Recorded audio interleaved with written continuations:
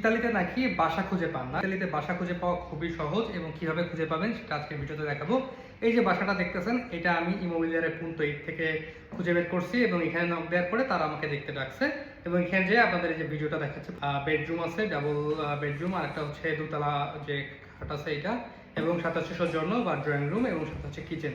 তো এই যে বাসাটা দেখছি, এটা সম্পূর্ণ অনলাইনে দেখছি। এই যে বাসাগুলো খুঁজে পাচ্ছি, এগুলো সবকিছু Immobiliare.it থেকে বাজেট অনুযায়ী, রুম অনুযায়ী দেখার পরে তাদের নক দিলে তারা আপনাকে অ্যাপয়েন্টমেন্ট দেবে। তখন আপনি বাসা দেখে কনফার্ম করলে তাদের সাথে কন্ট্রাক্ট করে সেভাবে থাকতে পারবেন। তবে সবচেয়ে বড় সমস্যা কি? বড় সমস্যা হচ্ছে এক রুমে থাকা যায় 4 জন বা এক বাসায় থাকা যায় 4 জন। আপনি এখানে সাবলেট দিবেন, আপনি এখানে দিবেন ভাড়া, আপনি এখানে 10 জন বাঙালি এসে উঠাবেন, ব্যাচেলার উঠাবেন। এইটা কিন্তু সব বাসায় অ্যালো করে না। তো এই কারণেই আপনারা ম্যাক্সিমাম টাইমে যখন বাসা খুঁজতে যান, আপনাকে দেখে হোক, আপনার সবকিছু অবস্থা বিবেচনা করে হোক, আপনাকে বাসা দিতে চায় না।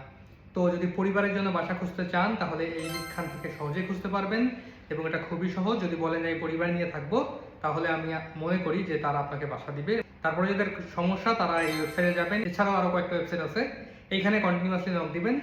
এমন না যে একটাই নক দিয়েছেন সাথে সাথেই আপনার রিপ্লাই আসবে, অনেকগুলো নক দিবেন যে এখান থেকে আপনার অ্যাপয়েন্টমেন্ট দিবে, সেইখানে যেয়ে আপনি আপনার বাসা দেখবেন।